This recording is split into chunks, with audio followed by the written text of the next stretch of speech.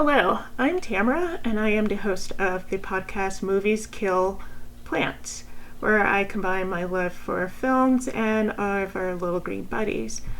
In this episode, we are talking about results from the BAFTAs and the Actors Awards, formerly known as the Screen Actors Guild Awards. We're also going to see how the results of these awards will help us predict the Oscars, which are on March 15th. Also part of this episode will be a look at the plant of the episode. It's when I take one of my plants from my collection and talk about how it's related to movies and things like that, as well as care.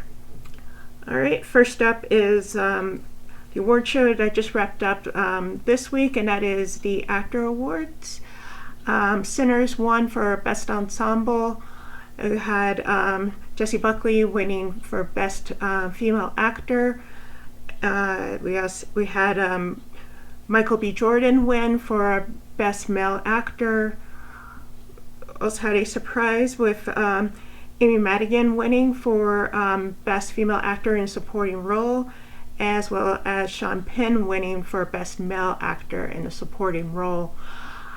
There's a lot of overlap with the Actor Awards as well as the Oscars, because there are many of the same members that are in both organizations for the Academy as well as the Screen Actors Guild. So this is one of the awards to definitely look at as far as predictions for who will win the Oscar. And what's crazy about this award season is that it has mostly been anything goes. Almost every single award for supporting actor, supporting actress, and for lead actor have been different winners. The only sure thing that we have right now is Jessie Buckley for her role in Hamnet. She has won Critics' Choice, Golden Globes, BAFTA, and the actor. So she is almost an absolute shoo-in to win for Best Actress for the Oscars.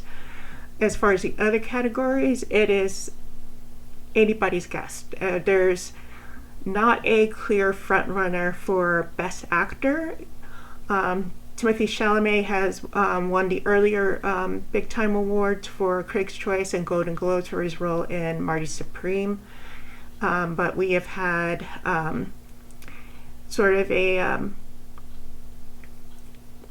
wouldn't say it would be sort of like a wrench thrown into the machine per se, but the BAFTA sort of unsettled a lot of predictions when Joan Crawford won for I Swear, which is not nominated for any awards outside of the British ones. And then last night, I should say for Sunday, Michael B. Jordan won for his dual role as twin Smoke and Stack in Sinners. So what does that leave us to as far as Oscars are concerned? Well, it's really a battle of youth for Best Actor, which is very unusual. Most of the awards go to older, more established actors in this category. Very few young men win. I think the last one was Eddie Redmayne, and he may have been the youngest actor to win the Best Actor Oscar. So with Chalamet being, I think he's 29, 30, and Jordan being, I think he's 38, being our front runners, that is pretty amazing. And also to be in some of the most buzzed after roles of the season. It's going to be a really tough race between the two. I think given Jordan's speech, his acceptance speech for the actor, probably really resonated with a lot of people. It was very humbling in how he talked about many of the men in this category came up with a lot of experience compared to him, and that he really had to sort of collect his own experience, make his own road, into becoming the actor that he is now. I think that probably resonated with a lot of older voters, but at the same time, they may see him as more of a blockbuster star than anything else right now, and also being pretty young. And with Chalamet, he is very young, but he has come with back-to-back roles, going from playing Bob Dylan in The Complete Unknown to Marty Supreme. He's really shown that he has growth as an actor, but I wonder if the Academy will still think he's too young to get such high praise. So we'll be looking at those two as our front runners for Best Actor Oscar. We also have for Best Supporting Actor, which up until now, every single actor has been different who has won in this category. We first had Jacob Elordi from Frankenstein winning Critics' Choice. We had Stellan Skarsgård winning the Golden Globe for Sentimental Value. And the last two have been won by Sean Penn for One Battle After Another. Really, at the start of the season, Sean Penn was like the front runner. Even before One Battle was released, they were saying that like how well he played the role of Lockjaw was really affected people. I mean, he had to walk down. He had all these sort of different villainous type features, as well as a personality that was really the public enemy number one in that film, in sort of like a group of misfits that had high hopes, but they also did really stupid, very flawed things that got them worse off. So just really going full circle for him as far as now he's getting all of this, the major awards right now, especially getting two that are usually have a lot of pull come Oscar season, and that's the BAFTA with the large British conglomerate really pulling through, as well as the actor awards. What is really stopping him is probably how the Academy feels about him. He's already a 2-time Oscar winner, but he's also not had the greatest reputation as far as the Oscars. And I mean, it's been at least a decade or two since his last win, when he won for playing Harvey Milk in Milk.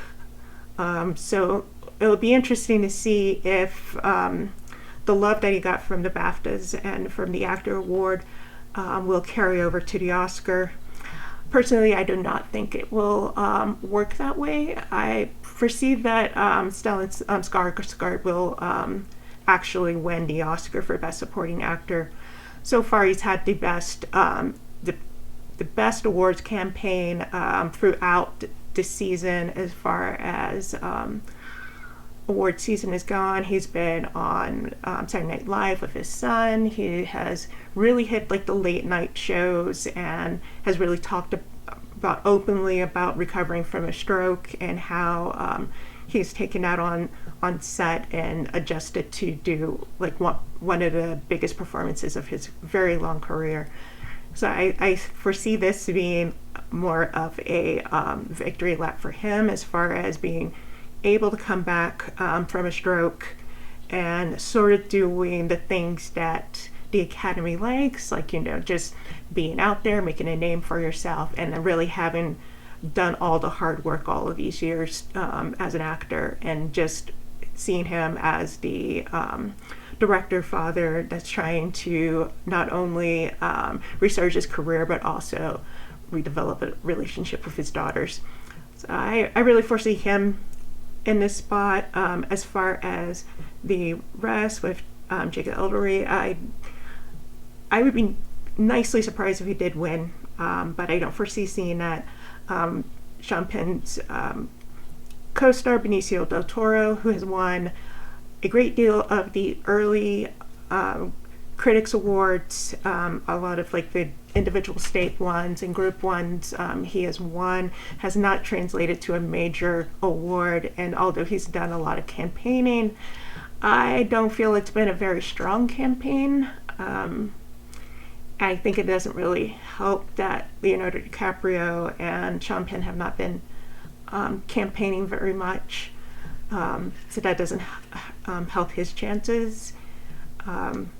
But yeah, that's how I see the state of that race going. But yeah, don't be surprised if, Delroy Lindo actually wins here, as he's the only one has not. Well, he's won the AARP for Grown Ups Awards, and personally, that's one of my favorite awards for movies. And I would say probably 2/3 of the Academy is an AARP member. So, who knows? He might go and win it all. And then supporting actress, it has been a mostly 3-women race here. And as far as the majors, we have Tiana Taylor, who won the Golden Globe. We have Amy Madigan, who won Critics' Choice as well as the Actor Awards. And then we have Wunmi Mosaku, who won the BAFTAs. So it's anyone's guess in that category. Amy has the longevity pool here, because she's been previously nominated for an Oscar, but it's been decades in between these two nominations. Tiana Taylor is really young. She's really getting into her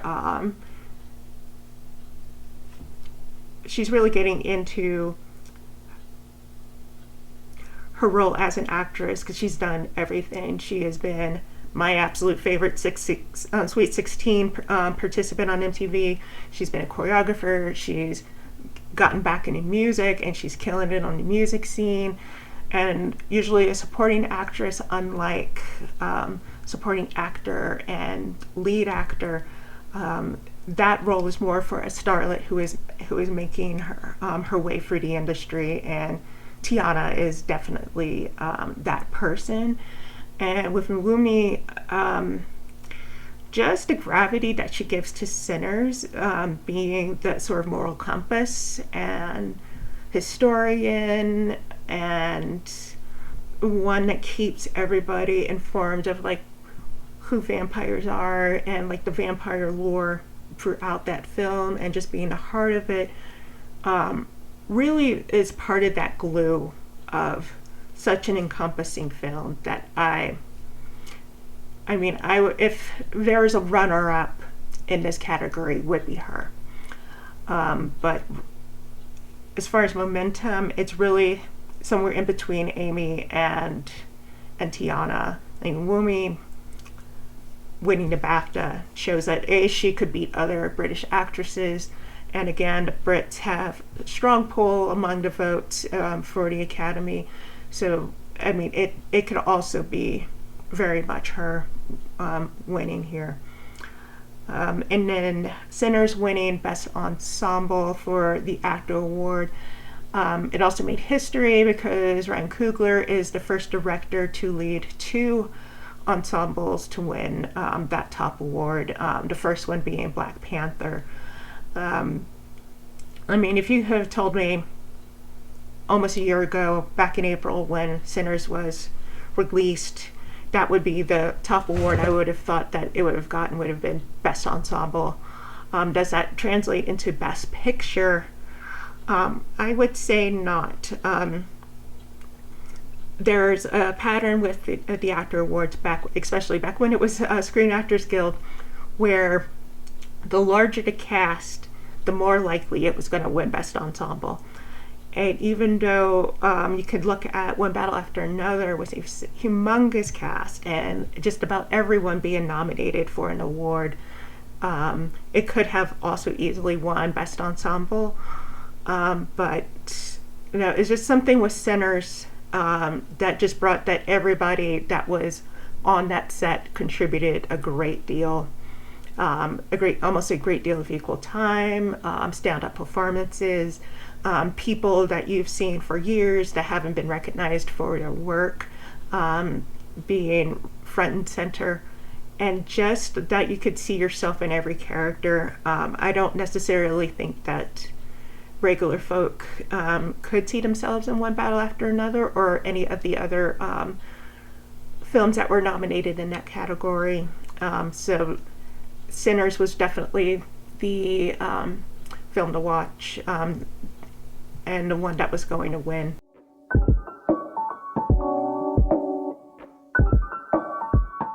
What I've been watching lately, not in many of newer films. I've only seen about 2 new films in the theater in the last 2 weeks. One of them being The Moment, the Charli XCX parody, Spinal Tap style mockumentary, where she is about to do a concert special for Amazon. It also stars Kylie Jenner, Alexander Skarsgård, who is doing his own Brat Winter with Pillion, as well as hitting Saturday Night Live with his dad and the various late night talk shows. Is it as obnoxious, and I don't mean obnoxious in a bad way, but more of like flamboyant and loud, as Brat Summer was? Not particularly. Great parts of it were very, very serious. Remember wanting to have Brat Summer forever instead of just being a season where Charli XCX gets away from this blockbuster of an album and of a movement that she had with the bright lime green and the dance floor anthems that she produced during that time. The Moment is more about being like this oversaturation of celebrity, as well as giving into capitalism and being part of a wave of popularity. I would say like it was both like half serious and half parody. Like there were obviously folks that were in there that knew that it was the joke was on them, especially Alexander Skarsgård, who plays a Scandinavian video director who takes over the tour in the show. And it veers so far away from Brat Center that like Charli doesn't have control over that, or like her friends are put onto the sidelines and things like that. I thought it was entertaining. I am a big Charli XCX fan, so that doesn't it doesn't really taint my my view of it. But yeah, there are far superior mockumentaries out there. Like This Is Spinal Tap being one of them. But yeah, I mean, I didn't feel like I wasted my time in the theater when I got to see it. And the second film I saw is Crime 101, which stars Chris Hemsworth as a high-profile thief who only goes after big game. And what I mean by big game is like millions of dollars of diamonds, cash, you name it, he goes after it. And he has like this certain MO, sort of like a code of honor that he does when he's going around and committing his crimes. Halle Berry's in it as a insurance employee who also works with high-end clients who is facing ageism at her job. And Mark Ruffalo plays a veteran cop who is after the trail of the thief, and nobody's really listening to him as far as what he's been gathering from the case, as well as like his wife doesn't really like him very much and things like that. Heist movies are like one of my favorite genres of film, and I mean I like Rififi. I love Inside Man, the Spike Lee movie. The Killing with Stanley Kubrick. Those are definitely like my type of movies. And while this is a very like old school procedural as far as a crime movie, it's kind of boring. You have great actors, you have great cameos in there. It's like, you blink and they're gone, but you know that, like, hey, that's a Oscar nominated person and they're delivering their lines pretty well, but that's kind of it. And it's, I don't know, it's something that I would rather had streamed at home and enjoyed than to be in a theater. It just didn't feel like a theatrical event per se. But I also didn't feel like I wasted my time. Like I really enjoyed Chris Hemsworth being this like sort of cool as steel thief, and like Halle Berry, who, I mean, she's still like very beautiful, very much a team player when it comes to ensemble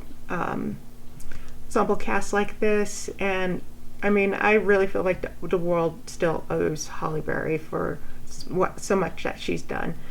So it's nice to see her in a big budget film like this.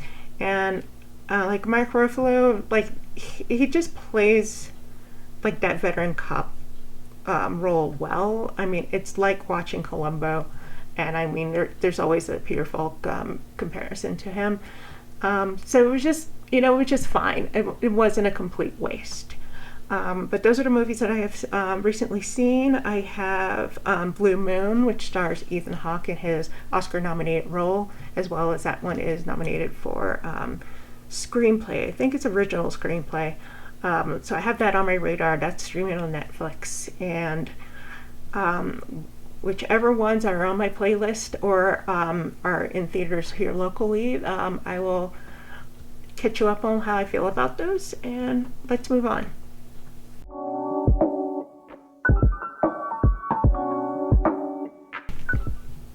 And today's plan of the episode is my snake plant.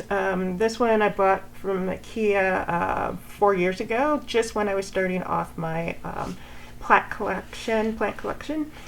And its name is Carol, which I named after the Cate Blanchett movie. For some reason, it was just saying it was going to be Carol.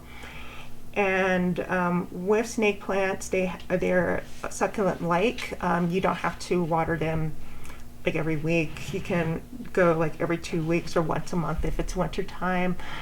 They are known for climbing all these tall leaves here, and they have what we call pups, which is a way to propagate them. So underneath the soil, you will get like a little shoot that will come out.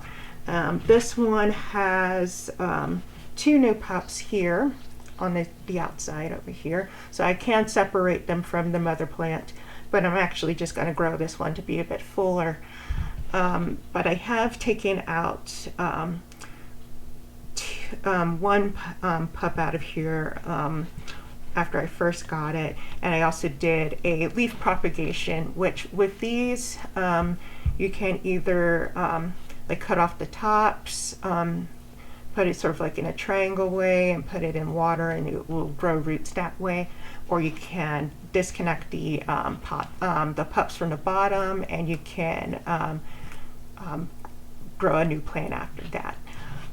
My 2 offshoots I have, the one that I have from a pup, it's named Carl, which is after Carl Weathers, and unfortunately 2 weeks after I had named and potted up the plant, the real Carl Weathers died.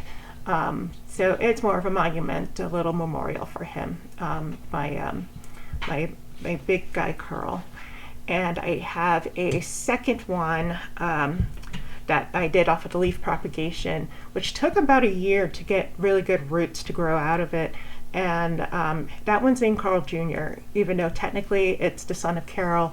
Carl Jr., because I just like the restaurant name, just felt fitting. And that one already has 2 pups. That was potted up about over the summer last year, and it's really grown a lot since it's gotten potted up.